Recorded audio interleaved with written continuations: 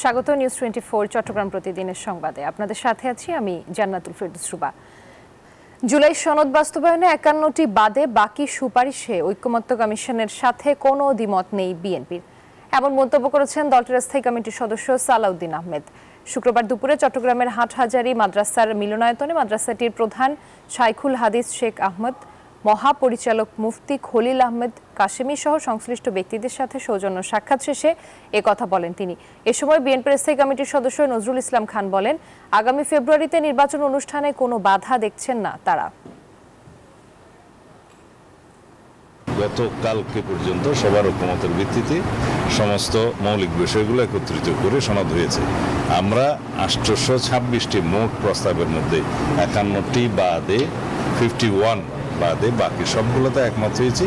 115টি প্রস্তাব আছে, সেখানে আমরা বিভিন্ন মতামত এবং আমাদের ভিন্ন মত সহ ওখানে একমত হয়েছি। নির্বাচনের পথে কোনো বাধা আছে বলে আমরা মনে করি না। আমরা আশা করি যে খুব শিগগিরই সরকারের পক্ষ থেকে নির্বাচনের ব্যাপারে একটা দিক নির্দেশনা যাবে। জুলাই গণ অভ্যুত্থানের আগে চট্টগ্রাম বন্দর দিয়ে এমপি কোটায় আমদানি করা 31টি গাড়ি নিয়ে বিপাকে চট্টগ্রাম কাস্টমস। নিলামে তুললেও 12 থেকে 9 কোটি টাকার বেশিরভাগ গাড়ির দর উঠেছে 1 লাখ থেকে 5 লাখ টাকা। এই অবস্থায় অন্তত 150 কোটি টাকা রাজস্ব আয়ের লক্ষ্যমাত্রা রেখে গাড়ি বিক্রির সুনির্দিষ্ট নির্দেশনা চেয়ে এনবিআরকে চিঠি দিয়েছে কাস্টমস কর্তৃপক্ষ। আবু জাবেদের ছবিতে চট্টগ্রাম থেকে নয়ন বড়ুয়া জয়ের রিপোর্টে বিস্তারিত।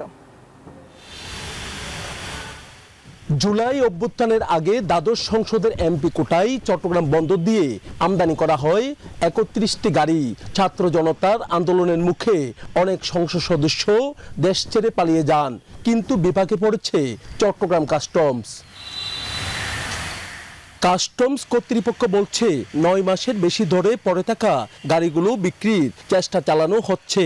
একটি গাড়ি নিয়ে উচ্চ আদালতে রিট মামলা থাকায় বাকি 30টি গাড়ি নিলামেও তোলা হয় একবার। গাড়িগুলোর বাজার মূল্য অন্তত 12 কোটি টাকা হলেও নিলামে ভিত্তিমূল্য নির্ধারণ করা হয়েছিল 9 কোটি 67 লাখ টাকা।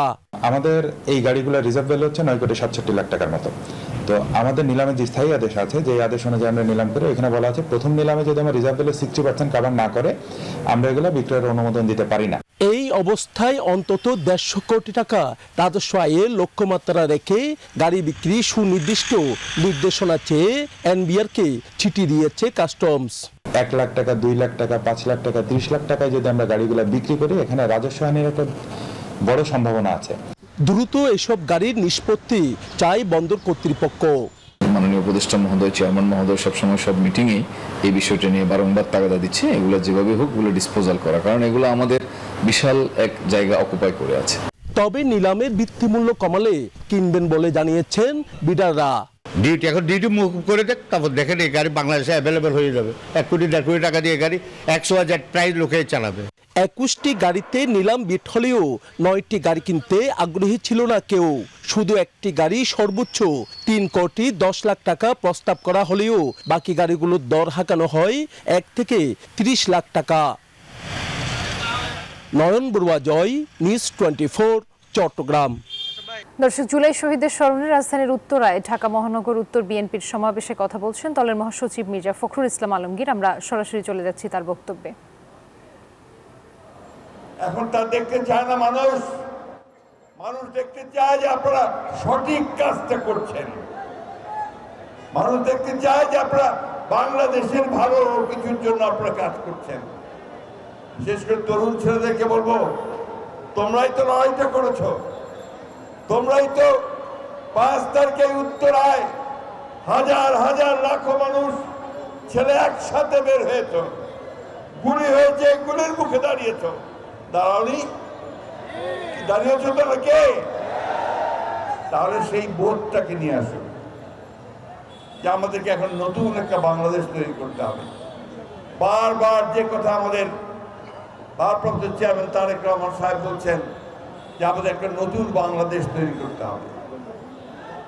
বারবার যে কথা আমাদের দেশনেত্রী বেগম খালেদা জিয়া বলেছিলেন যে ভিশন 2030 দিয়ে যে বাংলাদেশে একটা রেইনবো স্টেট তৈরি করতে হবে। আমাদের যিনি প্রতিষ্ঠাতা দলের শহীদ প্রেসিডেন্ট জিয়াউর রহমান, যাকে হত্যা করা হয়েছিল, যিনি শহীদ হয়েছেন, তিনিও সেই স্বাধীনতার যুদ্ধের ঘোষণা দিয়ে, ভাই প্লিজ এই যে একটু চুপ করে থাকেন, স্বাধীনতা যুদ্ধের ঘোষণা দিয়ে গোটা মানুষকে অনুপ্রাণিত করেছিলেন যুদ্ধ করার জন্য, একটা স্বাধীন দেশ তৈরি করার জন্য। আজকে খুব কষ্ট হয়, আমার অনেক বয়স হয়েছে, বহুবার আপনাদের এখানে এসেছি, আমি এখানে থাকতে আপনারা সবাই জানেন। খুব কষ্ট হয় যখন দেখি যে আমাদের এই ছেলেদের এত আত্মত্যাগ, আমাদের এই মানুষের এত আত্মত্যাগ, আমাদের মেহনতি মানুষের এই আত্মত্যাগ, তার বিনিময়ে দেশে একটা অস্থিরতা দেখতে পাই, তখন কষ্ট হয়। আমরা তো সবাই চেয়েছিলাম, চাই, এখনো চাই, এই মুহূর্তে চাই যে আমরা একটা সবাই মিলে একটা চমৎকার সুন্দর বাংলাদেশ গড়ে তুলব। বন্ধুগণ, সেই লক্ষ্যে আমাদের সবাইকে কাজ করতে হবে। সেই জন্যই বলছি যে শুধু হাততালি দিলে আর পোস্টার নিয়ে ঘুরলে আর ভাইয়ের নামে স্লোগান দিলে কিন্তু কাজ হবে না। ভালো করে চারদিকে তাকিয়ে দেখেন, মানুষেরা কি কথা বলছে তার দিকে তাকান, মানুষেরা কি চায় সেটা বোঝার চেষ্টা করেন। অন্য কিছু করতে যাবেন, মানুষের তো বোকা না। আমরা অনেক ত্যাগ স্বীকার করেছি, এখন আমাদেরকে নতুন বাংলাদেশ তৈরি করতে হবে।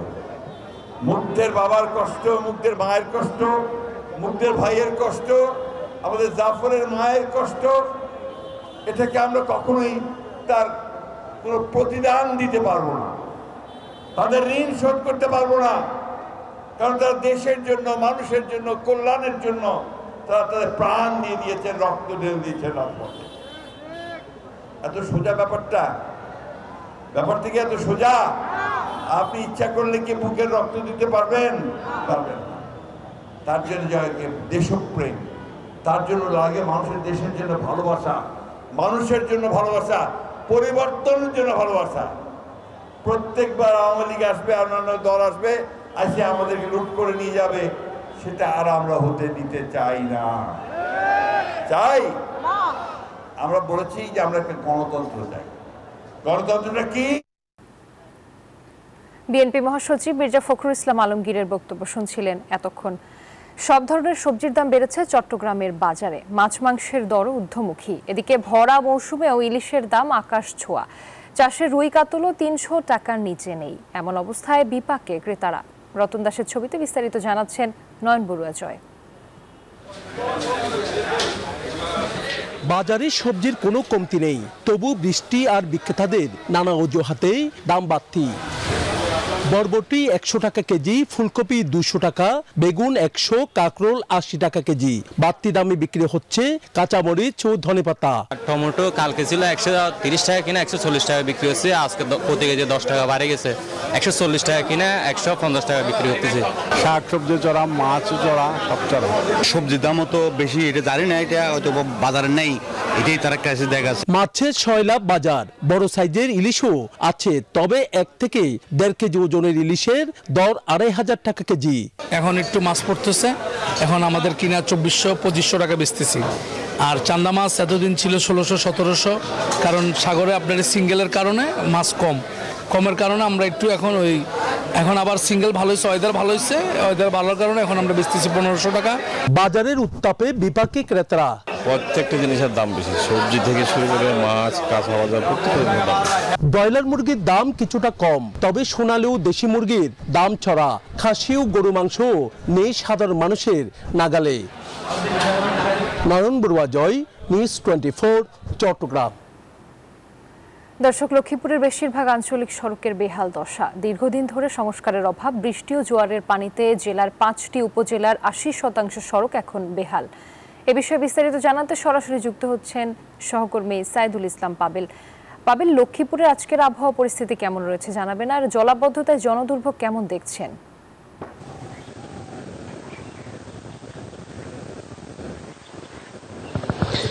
ধন্যবাদ রোবা। আপনি জানেন যে গত কয়েকদিনের টানা বৃষ্টি এবং জোয়ারের পানিতে এখানে কয়েকটি সড়কে ভেঙে পড়েছে এবং বেশ কিছু স্থানে বেসে গেছে সড়ক, সেতুর পাশেও এখানে ধসে পড়েছে সংযোগ সড়কগুলো।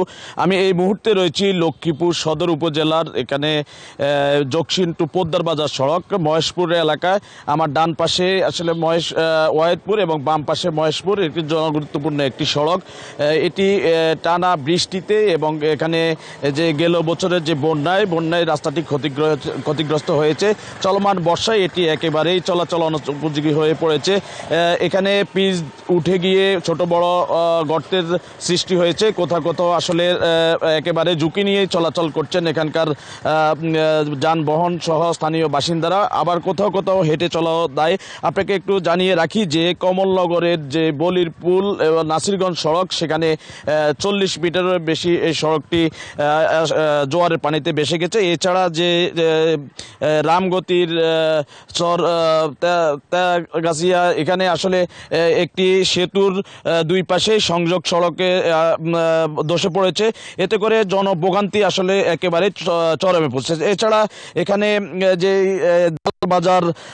দালাল বাজার মিরগঞ্জ সড়ক এবং এখানে বিভিন্ন আঞ্চলিক যে সড়কগুলো রয়েছে সেই সড়কগুলোর অবস্থা একেবারে নাজুক। আমরা যদি একটু ক্যামেরায় আপনার দেখানোর চেষ্টা করি যে একটি অটোরিকশা যাত্রী নিয়ে আসছেন এবং এখানে এই পাকা সড়কটি একেবারেই এই চলাচল অনুপযোগী অবস্থার মধ্যে রয়েছে। যাত্রী সাধারণরা আসলে অনেকেই আটকে পড়ে যাচ্ছেন এবং অনেকেই আসলে এখানে দুর্ঘটনার শিকার হচ্ছে।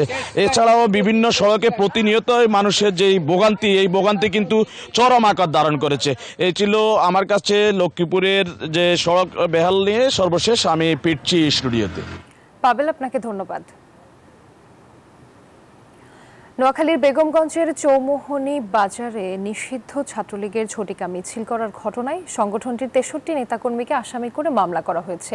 বিকেলে মামলা দায়েরের বিষয়টি নিশ্চিত করেন বেগমগঞ্জ থানার ভারপ্রাপ্ত কর্মকর্তা লিটন দেওয়ান ওসি। তিনি বলেন 43 জনের নাম উল্লেখ করে বৃহস্পতিবার রাতে পুলিশ বাদী হয়ে মামলাটি করে। এছাড়া মামলায় অজ্ঞাত আসামি করা হয়েছে 15 থেকে 20 জনকে। তাৎক্ষণিক অভিযান চালিয়ে 6 জনকে গ্রেফতার করা হয়েছে। বৃহস্পতিবার বিকেলে উপজেলার চৌমোহনী এলাকায় 25 থেকে 30 জন কিশোরকে ছাত্রলীগের ব্যানারে মিছিল করতে দেখা যায়।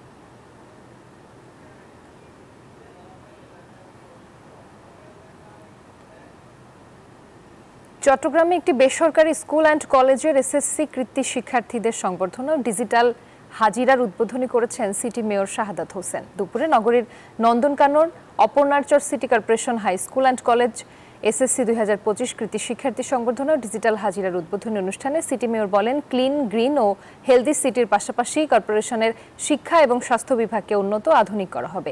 চট্টগ্রাম দেশের সেরা সিটি কর্পোরেশন সমূহের মধ্যে সেরা হওয়ার যে গৌরব অর্জন করেছে তার কৃতিত্ব নগরবাসীর। তবে এ ধারা অব্যাহত রাখতে হলে নগরবাসীকে আরো সচেতন ও দায়িত্বশীল হতে হবে। চট্টগ্রাম প্রতিদিনের সংবাদে নিচ্ছে একটি বিরতি, সাথেই থাকুন। আবারও স্বাগত নিউজ 24 চট্টগ্রাম প্রতিদিনের সংবাদে। দর্শক, চট্টগ্রাম উত্তর বন বিভাগ ও জেলা প্রশাসনের আয়োজনে চট্টগ্রামের লালদিঘি মাঠে 15 দিন ব্যাপী বৃক্ষমেলা ও বৃক্ষরোপণ অভিযানে দর্শনার্থীদের সমাগম বেড়েছে। সেখানে আছেন আমাদের সহকর্মী নয়ন বড়ুয়া। জয়, সরাসরি যুক্ত হচ্ছি তার সাথে। জয়, বৃক্ষমেলা কতটা জমে উঠেছে জানাবেন, আর কি কি নতুন ধরনের বৃক্ষ এসেছে সেটিও জানাবেন।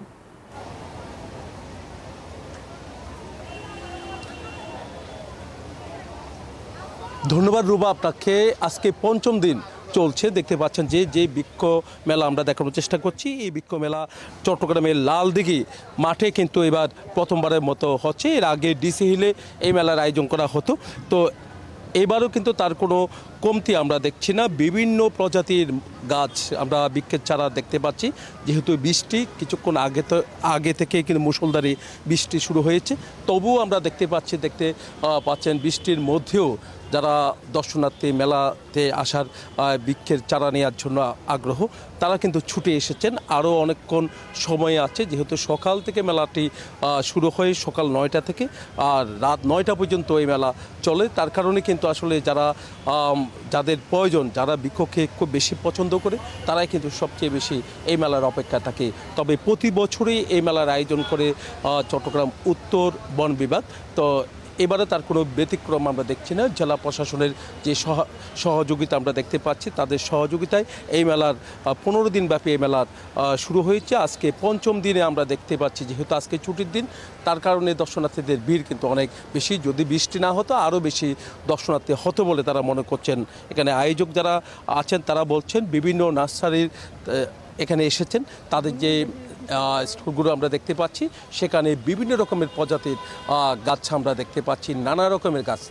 তো অনেকজন কিন্তু গাছের চারার নামও কিন্তু অনেকজন জানে না। তবে মেলাতে যখন আসে এক ছাতার নিচে যখন মেলা হয় তখন কিন্তু তাদের পছন্দের বৃক্ষগুলো তারা নিতে পারে। এই কারণে মেলার জন্য অপেক্ষায় থাকে যারা এসেছেন। তারাও বলছেন যে এবারের মেলা খুব জাঁকজমকভাবে কিন্তু মেলাটি শুরু হয়েছে। তেমনিভাবে কিন্তু আমরা দেখতে পাচ্ছি মেলা চলছে। তবে বিভিন্ন রকমের যে বৃক্ষগুলো আছে সেই বৃক্ষগুলো সবারই নজর কাছে বলে আমরা দেখেছি। আমরা আপনার সাথে একটু কথা বলতে চাচ্ছি। চারা নিয়েছেন মনে হয়? বেগুন গাছ, মরিচ গাছ আর কিছু ফুলের গাছ। কেমন লাগছে মেলাতে? অবশ্যই ভালো লাগছে। Thank you. দেখতে পাচ্ছেন এখানে বেগুন, মরিচ সহ বিভিন্ন চারা কিন্তু এখানে আছে। সবচেয়ে বেশি বৃক্ষের চারা দেখতে পাচ্ছি আমরা ফুলের চারা। তো সবারই কিন্তু অনেকটা আকর্ষণ ফুলের চারার প্রতি। তবে দাম কিছুটা বেশি। তো আশা করা যাচ্ছে যে যত মেলার সময় গড়িয়ে আসবে বৃক্ষের চারার দামও কিছুটা কম হবে, সবাই নিতে পারবে, এমন আশা তারা করছেন। এই ছিল আমার এখানকার সর্বশেষ। ফিরে যাচ্ছি স্টুডিওতে রুবার কাছে। জয়, আপনাকে ধন্যবাদ। চট্টগ্রামে প্রথমবারের মতো পালিত হলো বিশ্ব রেঞ্জার দিবস। সকালে চট্টগ্রাম ফরেস্ট একাডেমি প্রাঙ্গণে দিবসটি পালন করা হয়। দিবসটি উপলক্ষে র্যালি ও বৃক্ষরোপণ কর্মসূচি পালন করা হয়। বনভূমি দখল, অবৈধ স্থাপনা উচ্ছেদ ও বনদস্যু প্রতিরোধে নিজস্ব ফোর্স গঠন, রেঞ্জারদের দেশ ও বিদেশে আধুনিক প্রশিক্ষণ ব্যবস্থা এবং পদমর্যাদা উন্নীতকরণ সহ নানা দাবি তুলে ধরেন আয়োজকেরা।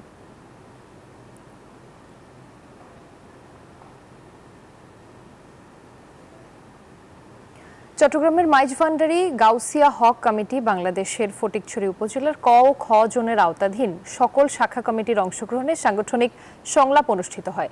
একটি কমিউনিটি সেন্টারে সকাল 9টায় দিনব্যাপী অনুষ্ঠানের আনুষ্ঠানিকতা শুরু হয়। সবশেষ মিলাদ, কিয়াম ও মোনাজাতের মাধ্যমে দিনব্যাপী কর্মসূচির সমাপ্তি ঘোষণা করা হয়।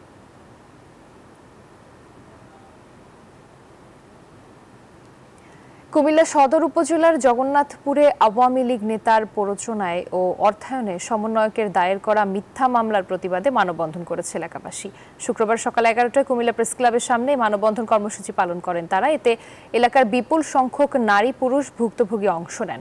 বক্তারা অভিযোগ করেন, জুলাই ছাত্র জনতার আন্দোলনে সক্রিয়ভাবে অংশ নিয়েছিলেন তারা, কিন্তু সমন্বয়ক আরাব ভুইয়ার মাধ্যমে মিথ্যা মামলা দায়ের করা হয়েছে।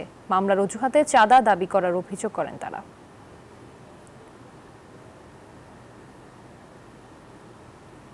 আর এই ছিল নিউজ 24 চট্টগ্রাম প্রতিদিনের সংবাদে। আরও সংবাদ ও বিশ্লেষণ জানতে ভিজিট করুন news24bd.tv। এতক্ষণ সাথে থাকার জন্য ধন্যবাদ।